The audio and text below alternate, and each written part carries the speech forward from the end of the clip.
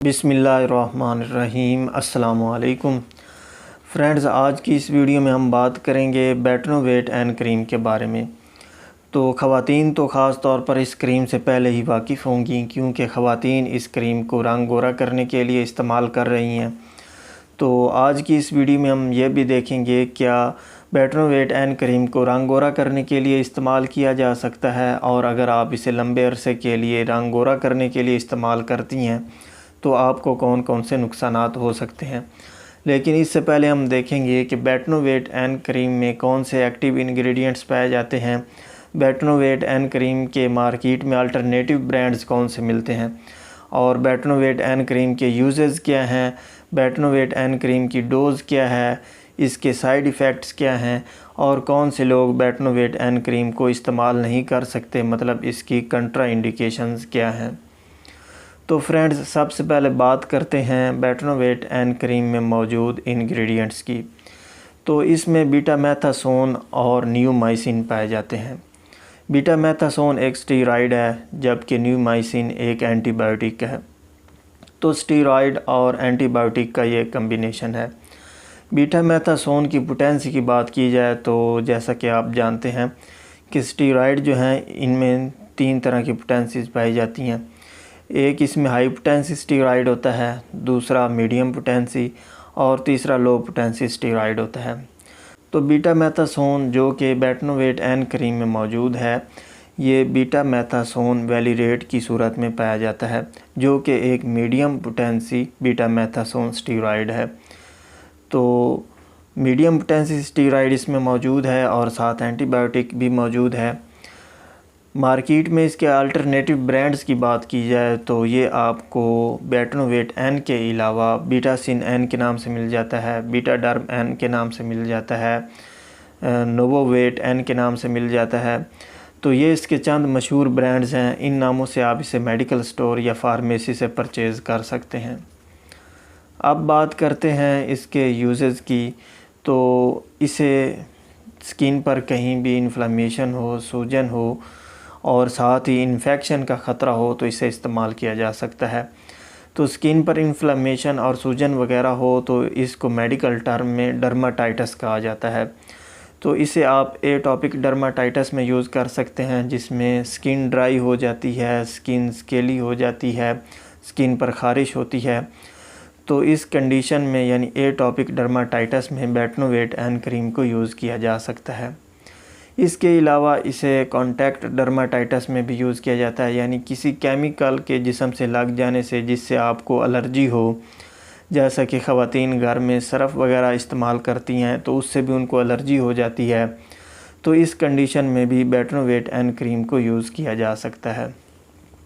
इसके अलावा अगर कोई इंसेक्ट बाइट करता है जिसकी वजह से स्किन पर कुछ रिएक्शंस वगैरह होते हैं, स्किन पर रैशेस वगैरह बन जाते हैं, तो इस कंडीशन में भी बेटनोवेट एन क्रीम को यूज़ किया जा सकता है।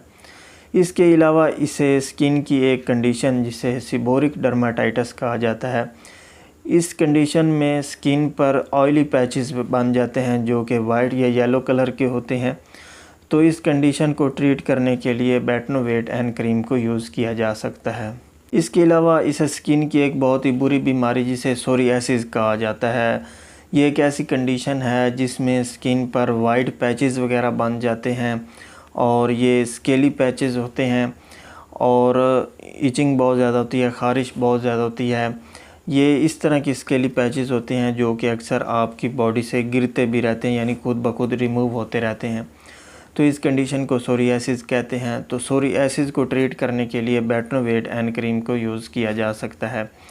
इसके अलावा बड़े पेशाब के रास्ते पर अगर कोई रैशेज़ वगैरह या इस तरह के मसले बन जाते हैं, सूजन हो जाती है, इन्फ्लेमेशन हो जाती है, तो बेटनोवेट एन क्रीम को यूज़ किया जा सकता है। जेनिटल एरियाज़ यानी कि जो सेक्सुअल पार्ट्स हैं इनके इर्द गिर्द कहीं सूजन वगैरह हो जाती है, इन्फ्लेमेशन हो जाती है, डर्माटाइटिस का मसला बन जाता है, तो बेटनोवेट एन क्रीम को यूज़ किया जा सकता है। इसके अलावा कान के बैरूनी हिस्से पर अगर सूजन हो जाती है जिसे ओटाइटिस एक्सटर्ना कहा जाता है, तो वहाँ पर भी बेटनोवेट एन क्रीम को यूज़ कर सकते हैं। अब बात करते हैं इसकी डोज़ और तरीका इस्तेमाल की। तो जहाँ पर भी आपको स्किन पर मसला हो, आपने इसकी एक थिन लेयर लगानी है और हल्का सा रब करना है, और इसे आपने दिन में 1 या 2 मरतबा इस्तेमाल करना है। तो मुसलसल आप इसे 7 दिनों तक इस्तेमाल कर सकते हैं। 7 दिनों के बाद आप अपने डॉक्टर या फार्मासिस्ट से मशवरा करें और कोई ऐसी क्रीम इस्तेमाल करें जिसमें एंटीबायोटिक ना हो, सिर्फ स्टेरॉइड मौजूद हो। तो 7 दिनों से मैक्सिमम 7 दिनों तक आप इस कम्बिनेशन को यानी बेटनोवेट एंड क्रीम को यूज़ कर सकते हैं। अब बात करते हैं इसके साइड इफ़ेक्ट्स की, मतलब इसके इस्तेमाल से कौन कौन से नुकसानात हो सकते हैं। तो अगर स्टेरॉइड को लंबे अरसे तक यूज़ किया जाता है तो इससे स्किन पर काफ़ी मसले बन सकते हैं। एक तो स्किन पतली हो जाती है, स्किन लटक जाती है, स्किन बेजान सी हो जाती है, स्किन पर पिगमेंटेशंस बन जाते हैं यानी दाग धब्बे से बन जाते हैं। तो ज़्यादा अगर आप इसे इस्तेमाल करते हैं तो इस तरह के साइड इफ़ेक्ट देखने को मिलते हैं। अब बात करते हैं इसकी कंट्रा इंडिकेशंस की, मतलब कौन से पेशेंट इसे इस्तेमाल नहीं कर सकते। तो ऐसे पेशेंट जो इससे हाइपर सेंसिटिव हों यानी एलर्जिक हों, वो इसे इस्तेमाल नहीं कर सकते। इसके अलावा ऐसे पेशेंट जो कि जिन्हें एक्नी का मसला हो यानी ब्लैक हेड्स का मसला हो, वो भी इसे इस्तेमाल नहीं कर सकते। इसके अलावा अगर कोई फंगल इन्फेक्शन हो या फिर दूसरा वायरल इन्फेक्शन हो तो फिर भी इसे इस्तेमाल नहीं किया जा सकता, क्योंकि इसमें एंटीबायोटिक मौजूद है जो कि फंगल और वायरल इन्फेक्शन पर कोई असर नहीं रखती।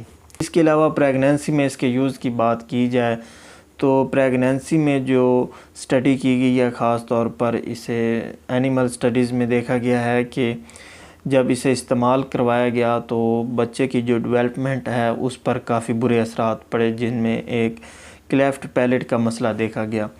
तो एनिमल स्टडी की बेस पर इसे जो है ह्यूमन के अंदर इस्तेमाल नहीं करवाया जाता और प्रेगनेंसी में ये कंट्रा इंडिकेटेड है। 2 साल से कम उम्र के बच्चों में भी इसे इस्तेमाल नहीं करवाना चाहिए। तो फ्रेंड्स, अब बात करते हैं क्या इस क्रीम यानी बेटनोवेट एन क्रीम को रंग गोरा करने के लिए इस्तेमाल किया जा सकता है या नहीं।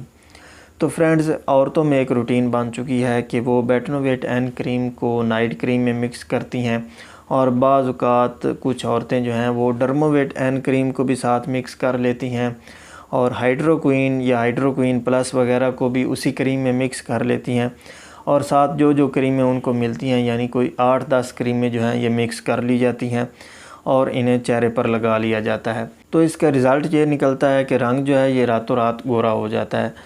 तो शॉर्ट टाइम में तो इसका फ़ायदा हो जाता है, लेकिन लंबे अरसे के लिए इसके नुकसानात होते हैं। तो ख़वातीन इसकी आदी हो जाती हैं, वो बार बार इस क्रीम को इस्तेमाल करती हैं।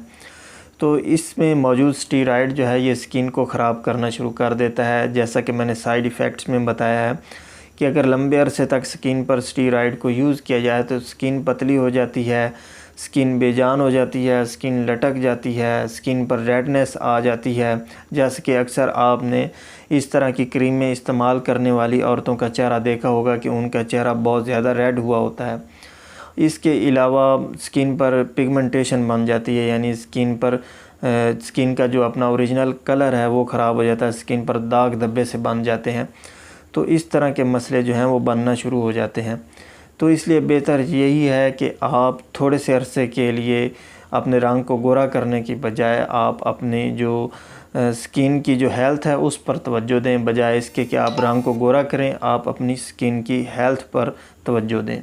तो फ्रेंड्स, उम्मीद है आपको समझ आ गई होगी कि अगर आप इसे रंग गोरा करने के लिए इस्तेमाल करते हैं तो कौन कौन से नुकसानात हो सकते हैं।